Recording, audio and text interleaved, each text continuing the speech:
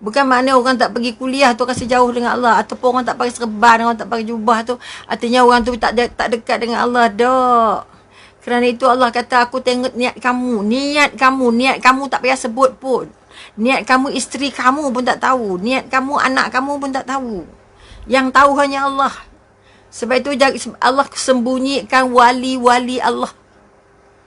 Allah sembunyikan wali-wali Allah. Kadang-kadang bila melihat mereka meninggal, cara meninggal mereka, kita tahu mereka itu adalah wali Allah. Ini kekuatan-kekuatan. Kadang-kadang kita melihat jenazah, keadaan jenazahnya saja, kita dah rasa orang ni mati husnul khatimah. Kerana itu Allah sembunyikan wali Allah.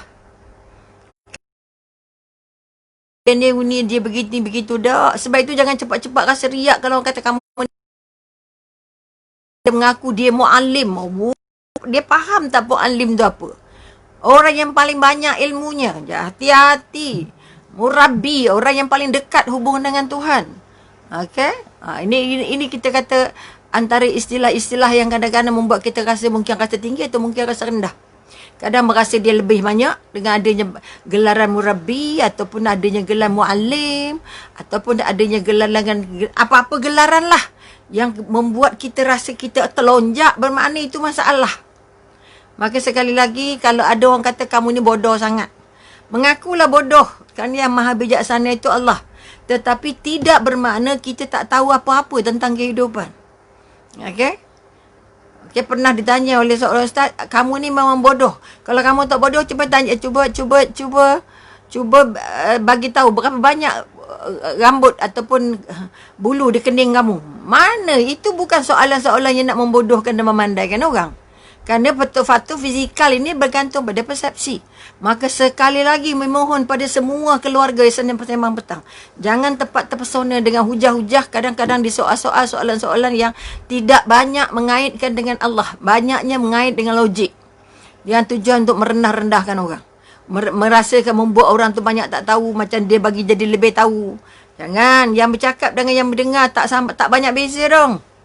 Hanya ditukar giliran. Hari ni saya jadi pendengar, esok jadi saya bercakap. Hari ni saya jadi turang cakap, esok saya petangkan jadi tukang dengar. Kerana itu digilakan oleh Allah. Maka sekali lagi mari kita menyemak balik hubungan dengan Allah. Siapa rasa dekat dengan Allah? Okay? Mau tidak mau, bukan sebab jubahnya, bukan sebab ilmunya, bukan sebab kerjanya, bukan sebab pangkat dan jawatannya. Kita nak sama-sama, ahli keluarga Sembang Petang memang merasa Allah sangat dekat. Ini keyakinan. Okay? Sebab kita tahu jantung kita Allah yang pegang. Darah kita Allah yang jalankan. Kaki kita bergerak kerana Allah. Mata kita kerana Allah. Mulut kita boleh bercakap kerana Allah. Kita boleh tidur kerana Allah. Kita boleh makan kerana Allah. Mana mungkin kita tak jauh. Macam mana kita kata kita jauh dengan Allah. Tetapi kalau ditanya, kadang-kadang kita terperangkap di situ. Okay, merasa orang itu lebih baik dari kita, padahal ulasannya, hujah-hujah yang digunakan itu tidak membuat kita merasa yakin bahawa dia juga dekat atau tidak dengan Allah. Mana orang tahu? Allah dah beritahu, aku dekat dengan semua orang. Kamu warak ke, tak warak ke, kamu ada ilmu ke, banyak ilmu ke, sikit ke, pergi masjid ke, tak masjid. Allah dekat dengan semua orang. Tak kira dia mukmin ataupun dia kafir. Sebab itu Allah tu Ar-Rahman Ar-Rahim. Okay? Maka sekali lagi jangan cepat-cepat menuduh orang kata tak pandai, kata tak belajar, kata salah faham, kata tak cukup pandai belajarnya, tak cukup faham belajarnya, tak cukup keyakinan. Kerana Allah tidak bagi benda sama dengan semua orang. Okay? Mungkin lahirnya sama, tapi ada sama lahir yang dengan segala bakat.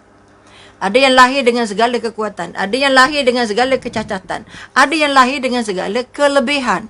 Sebab itu sekali lagi mari kita angkat banyak-banyak kepada Allah. Alhamdulillah kerana kita masih berada di Sembang Petang dan ingin merapatkan diri kita kepada Allah.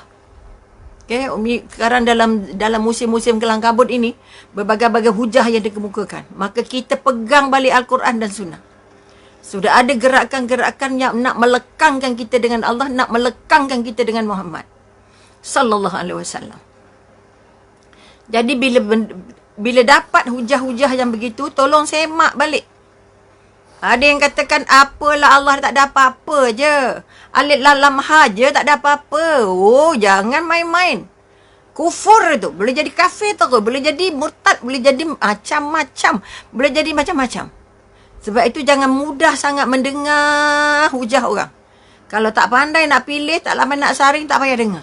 Kecuali yang benar-benar membangun balik keyakinan aku hamba Allah.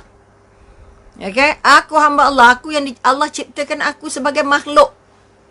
Jasad dan roh aku ini makhluk. Okay? Maka tolong hati-hati. Jangan ada terdengar hujah yang mengatakan roh Allah masuk ke roh Muhammad. Roh Muhammad masuk kat kita. Gila ke? Ini antara statement-statement yang Umi dapat. Yang Umi rasa kita kena semak betul-betul, faham betul-betul, pegang Quran betul-betul. Baca ayat-ayat yang tertulis kerana sudah ada gerakan yang nak menanggalkan kita dengan dengan ayat-ayat yang bertulis. Okay, kerana orang sudah pakai logik. Sebab musuh-musuh Allah ni tidak pernah berhenti untuk meruntun keyakinan kita kepada Allah. Okay? Maka mohon pada semua keluarga, ahli keluarga Sembang Petang, jangan lupa, jangan cuai, jangan tak baca Quran. Baca Quran, baca terjemahan, baca tafsir sekaligus. Ini ya kalau kita sungguh-sungguh nak jadi hamba Allah. Kalau tidak jadi akan jadi pengekor. Kenapa buat ikut itu? Kenapa buat ikut itu? Kopi ini. Kenapa buat gini? Kerana orang tu kata begini, orang tu kata begini. Tapi Al-Quran kata begini. Kita nak hujahnya bukan ustaz itu, bukan ustaz ini. Tapi Al-Quran kata. Nabi kata. Hadis kata. Ini yang kalau boleh yang matlaman Umi, minat semua ahli keluarga Sembang Petang ini boleh jot down. Okay? Aku berkepaham ini daripada ayat ini. Sebab itu siapa saja yang bercakap harus tanya dia ambil sumber dari mana. Kitab apa yang dia pakai. Kalau Umi masih lagi pakai Latazan, masih lagi Dr. Aidit Al-Qarni. Belum habis lagi, baru dekat separuh contohnya. Mesti ada sandaran yang benar-benar hakiki berkaitan dengan Quran dan hadis. Okey? Jangan main sembang-sembang kosong-kosong. Terutamanya pada orang-orang yang memanglah orang tua dah tak banyak lagi belajar dah. Ini cara baru memahami. Ini pemikiran tahap tinggi. Salah! Kalau dia menggugah keyakinan Allah dan Rasulullah. Okey? Muhammad kita, Muhammad yang di Madinah, yang diwafatkan di sana. Tak ada Muhammad yang lain. Okay? Tak ada Nur Muhammad. Tak ada apa lain-lain. Okay? Sebab itu kalau bila ada penyataan-penyataan ini Umi apa yang Umi dapat. Itu Umi kongsikan supaya semak balik ayat-ayat yang digunakan oleh tuan-tuan guru kita. Okay? Supaya kita tidak tertelan bulat-bulat sehingga akhirnya menggugah keyakinan yang sudah kukuh. Akhirnya terbangun keyakinan-keyakinan yang tidak tepat dengan apa yang dikehendaki oleh Al-Quran. Bukti keagungan Allah. Siapa kata Allah tu tak ada apa-apa? Jangan. Ini yang Umi dapat kemarin, yang Umi rasa macam panas. Sebab itu Umi kongsikan cepat-cepat. Supaya bila keluar dakwah-dakwah ini, kita dapat tepis. Okay, kita dapat tepis. Supaya kita tidak mengubah keyakinan yang kita sudah pasak dari awal sampai akhir. Dari muda, dari kecil sampai sekarang. Jangan sampai tertukar akidahnya, terganggu keyakinannya. Sebab kita sudah tidak banyak masa lagi untuk terus belajar sekadar sungguh-sungguh. Pegang keyakinan-keyakinan yang ada. Aku ada Allah, ada Rasulullah. Aku Rasulullah yang Allah utuskan. Tak ada yang lain. Okay? Muhammad yang aku ada, Muhammad Rasulullah sallallahu alaihi wasallam. Tak ada yang lain. Jangan ada pula dakwah-dakwah baru mengatakan begini.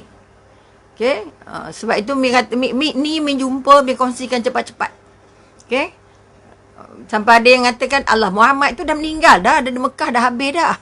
Mana ada cerita Muhammad lagi? Oh, sakitnya telinga dengar.